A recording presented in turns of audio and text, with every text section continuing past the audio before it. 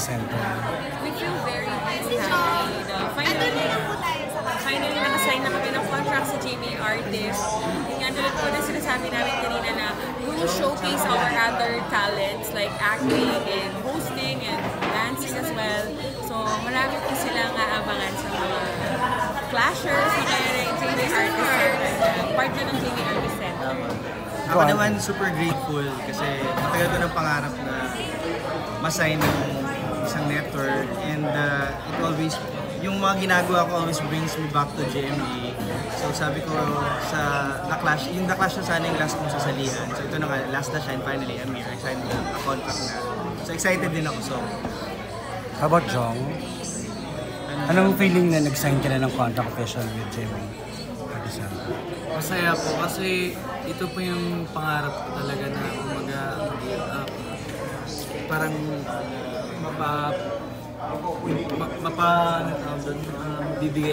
magbibigay ako ng inspirasyon sa mga tao sa pag-awit. Parang gusto ko po talaga magpasaya. So dun ba sa contract po ninyo, ano po yung part na yung gagawin po ninyo? Di ba bilang first show nyo ata yung Studio 7, so ano ba dapat abangan po namin doon? Marami po kasi variety, since it's a variety show, marami po kami mga artists din na mga kasama, like Julian Sanse, Mark Bautista, we have Christian Bautista, Rainer Cruz, but marami po pong iba na from JMA artists din po. And we will showcase a lot of things like dancing din, marami po siyempre po, mapakita din po namin dancing skills namin. And also, basta po masaya, sobrang saya po nung set na yun. Parang ibabalik po, finally ibabalik po ng JMA 7 ang variety show. ano ba yung question? About sa variety show lang? Or what's... Studio 7, yung bagong show. Yung sa Studio 7, syempre, parang every week kasi they also get different guests. So we get to work with other GMA artists. So isa yun sa pinaka na-excite ako kasi finally, hindi na siya basta competition lang yung nakapag-perform ako. I get to perform with superstars na. So sobrang nakakakilig yung pakiramdam. Sa video. Same with you, ganun talaga. Now that you're in with JMA Artist Center, ano yung expectation ninyo na mangyayari with your career, singing or pagiging artista? Ako naman since ang GMA parang wala tayong masyadong mga big singers na nandito ngayon sa network. Parang linulok nila na magpasikat ng mga singers sa GMA. So kami na yon. Tapos we were asked kung sinong parang pinipig namin na singers. So parang ako personally kasi I sing and I dance and ako parang gusto ko explore pa. Maraming genre akong gustong gawin parang tinanong nila ako sinong parang ina-idolize ko. Parang I wanna be the next Gary Valenciano if given the chance, kung kakayanin ko ba yung pressure, yung energy. So yun yung look forward. Mr. Pure Energy, oh? Yes! Kayang-kaya mo yun. Sa akin naman po, since variety of songs, like, parang kahit anong song pwede po, kahit rap, oh my gosh, totoo ba? Siya yung big, diva namin. Pero mas gusto kong mamok as a diva. Parang the next Lani Missile. Oh my God, that's my idol kasi na-inspired po ako sa kanya, like Mr. Jim Velasquez. Yun. Parang sila po yung nilook forward ko na maging katulad someday. Ako naman po, Black Sock. Ano yung question po? Ano yung expectation mo after na mag-sign ka dito sa JMA Artist Center? Ang expectation ko po after ko mag-sign sa GMA, magagawa ko na po yung gusto kong gawin na ako lang po nakakagawa. Ano yun? Like, kasi, di naman po marunong po ako sumayaw, kantahin, mag-play ng instrument, drums, piano. Then parang kaya ko po yung pagsabay na mag-play ako ng gitara din sa sayaw. Sobrang mag-entertain po ako. Kasi One-man band.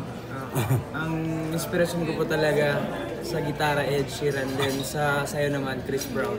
Then, Yes, Joe. Curious lang ako, kasi you're all excellent performers, singers. Pero do any of you write songs also? Yes, almost. Gusto pa right?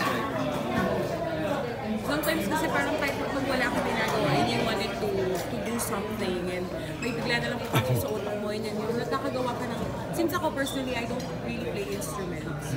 Pero nakakagawa ko ng sarili kong music through my... Ako naman pag ano, kasi para sa akin yung mga artist, ano yan eh, yung creative thinking niyan, hindi mo siya mapipilit, hindi siya naorasan. So pag naisip ko na may idea, ako sinusulat ko. So you have your original pieces na rin, parang may mga nasulat na rin kayo. Meron naman, pero ako personally kailangan makapag-collaborate siguro para maging buong song. I have one, I did it 2010 or 2011, something like that. I was very young that 9 songs, 9 na po yung nagawa. Meron ka na.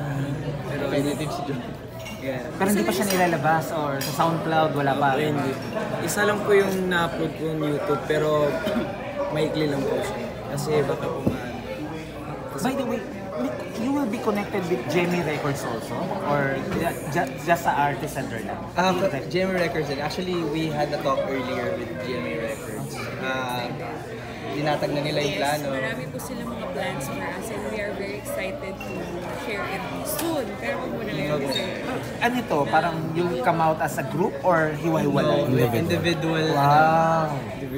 careers as a recording artist. Parang iba-ibang peg kami, ganyan. So, yun. Excited kami. We're excited kasi parang lalabas kami din sa mga comfort zone namin. Parang we will do something that we haven't done before. Paano nakatulong yung pagsali niyo sa The Clash para ma-improve yung mga crafting? Sobrang laking tulong. Yung pressure, yung workshops. Imagine meron kang kailangan kantahin na hindi mo pa kinakanta. Kasi ako ganun ako eh. Halos lahat ng kinanta ko sa competition, hindi ko pa kinanta sa pro. So, kailangan mo sa aralin agad, bagong areglo. So, doon natetest yung creativity mo.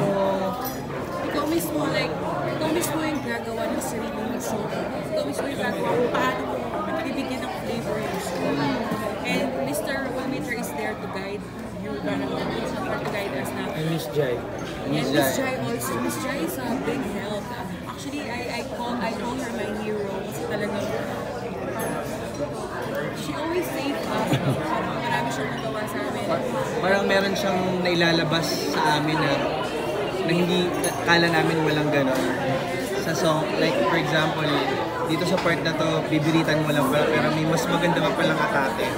So, ang laking tulong ng workshop sa amin na binigay ng GMA. And also to our dance coach. Yes, si Coach Paolo. Paolo Infante. Sobrang lahat talagang cleaner namin. Yung iba na hindi nila pa na-discover na magpunta silang sumayaw.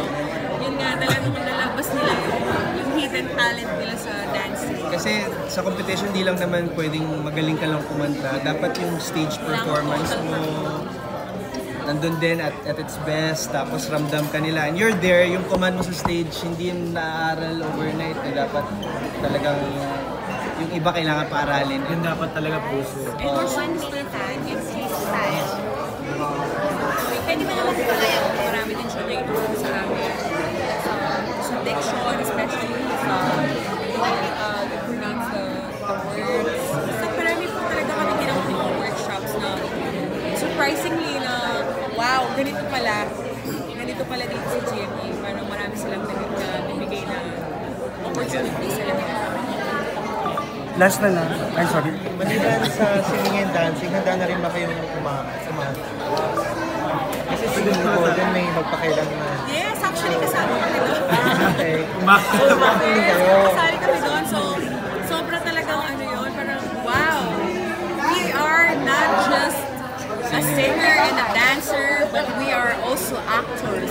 Alam mo yun, parang iba yung feeling na kailangan maging kontrabida. Alam mo yun, iba yung feeling and we are very excited to do more of that. Diba? Sobrang dami pwede pang gawin. So, actually, nag-enjoy ako kahapon. Okay po. Palit na lang po tayo sa